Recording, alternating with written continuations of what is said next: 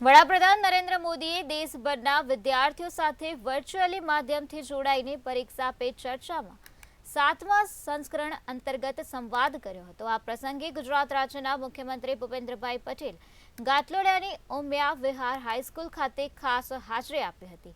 પ્રધાનમંત્રી મોદીએ વર્ચ્યુઅલી માધ્યમથી 2 કલાક સુધી દેશના જુદા જુદા વિસ્તારના વિદ્યાર્થીઓ, વાલીઓ તેમજ શિક્ષકો સાથે સંવાદ કર્યો હતો।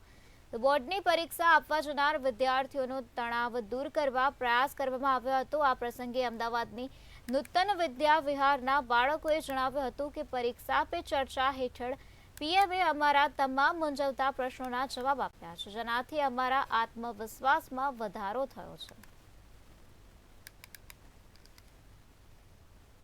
I am studying standard 10. મારે ક્વેશ્ચન્સ હતા સોશિયલ મીડિયા રિલેટેડ।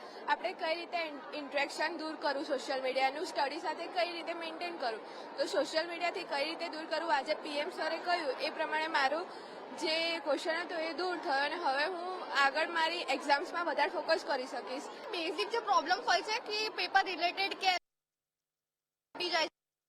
સરખી રીતે વાંચી નથી શકતું, એ બધાના બહુ સારી રીતે મોદીજી અમને રિપ્લાય આપ્યા કે અમારી પ્રોબ્લેમ સોલ્વ થઈ છે, કે ખાલી એક સ્ટુડન્ટની નહીં બહુ સ્ટુડન્ટ્સની પ્રોબ્લેમ છે।